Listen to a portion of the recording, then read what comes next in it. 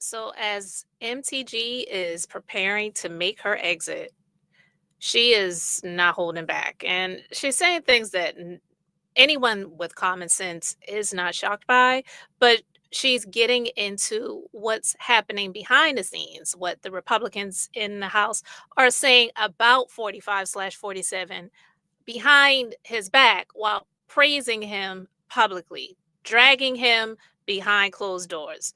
So, you know, we want to get into what's really going on in these hallways and in these offices because we know she's not lying about this stuff now, but it still does not make her respectable because even though she was supporting him wholeheartedly in public and in private, disgustingly, it's like you're going out now, you're burning the bridge, and we already knew this stuff because Lindsey Graham is one of the biggest bootlickers and toe suckers of 45/47 that we know of publicly. But let's get into it, guys.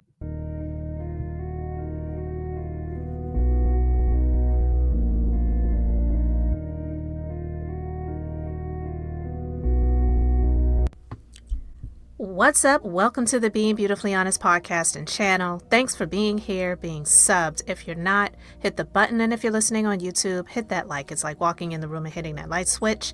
Let's brighten up the place and get into the politics and BS. Behind the scenes, do they talk differently?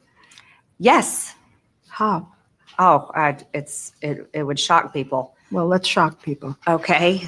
I watched many of my colleagues go from making fun of him, making fun of how he talks, making fun of me constantly for supporting him, to when he won the primary in 2024, they all started, excuse my language, Leslie, kissing his ass and decided to put on a MAGA hat for the first time. Behind the A big surprise, right?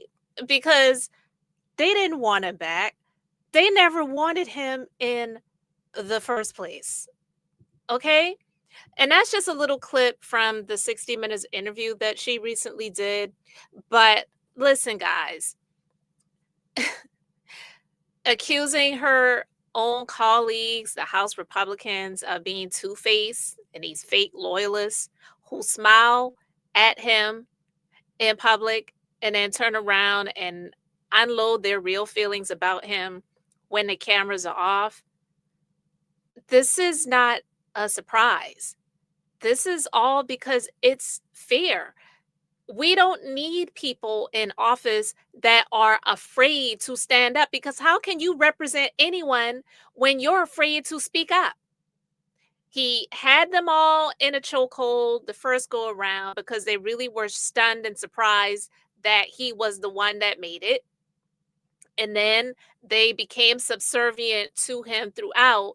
Lindsey Graham, like I said his name before, he was one of the biggest portrayers of this because all of the things that he said about him when he was running for office in 2015 and is a loser, not just is a loser, but had all of that stuff to say about 45/47 when he was running for office. What Donald Trump says. And disgusted. Well, I want to talk to the Trump supporters for a minute. I don't know who you are, and I don't know why you like this guy. I think what you like about him, he appears to be strong when the rest of us are weak. He's a very successful businessman, and he's going to make everything great. It's like playing these words back from so many years ago and to see how he and so many of them have sucked the nipples of this tackle tits, to use the words of the chicks from I've Had It podcast, is disgusting, because these are the words that he said so many years ago, and he has been in public staunchly defending this creep. I wanted to play these words back because it's the sellout of it all is unreal.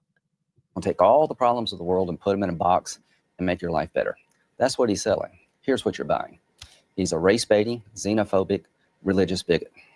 He doesn't represent my party. He doesn't represent the values that the men and women who wear the uniform are fighting for. I've been in the Air Force for 33 years. I retired this June. He's the ISIL Man of the Year, by the way. Just got back from Iraq a week ago this Monday. I know, we interviewed you live from there. You were with Senator John McCain, and you were going into Iraq to get a status report. What were they saying there about all of this? The military leadership and the diplomatic corps. Now, we have young men and women in harm's way all over the world, particularly in the Mideast. They were concerned about this rhetoric because the enemy will use it against us. So what was a concern last week has to be DEFCON 4 this week. Because what Mr. Trump is doing, and I don't think he has a clue about anything, he's just trying to get his numbers up and get the biggest reaction he can. He's putting our soldiers and diplomats at risk. He's empowering the enemy. And this ban, if it's actually enacted, would take people who have been interpreters, who came to our side in Iraq and Afghanistan, who are under siege in their own countries, and basically becomes a death sentence for them. You're saying So I want to stop it right there because it really irks my soul to hear the words that are coming out of his mouth back then, which I actually agreed with. I may not like Lindsey Graham, but he was speaking nothing but facts right there, except for when he said that he's a very successful businessman. He's a failure. He's been propped up to appear as if he is a successful businessman. He might be rich, but just because you're rich does not mean that you obtain your riches because you are smart and successful. No, he benefited from others and he has been a cheat. He has not paid people what he's owed them. You know, like people like that, it's just disgusting that they could ever be in any position of leadership. So to hear Marjorie Taylor Greene admitting that, yeah, these are the things that they say about him behind his back, but to the president's face, they're laughing, they're smiling, they're agreeable, they're putting on the MAGA hat, they're even wearing the other disgusting one that says 45/47 was right about everything. Oh my God, this is like insanity that they have this man as the president, but the things that they know are true, none of them are perfect. I don't feel like any of them should be able to return. All of their asses should be voted out and new people put in place that are going to stand up and oppose and fight back and stare down and back him up into a corner and let him know who's really in charge. It's supposed to be we the people.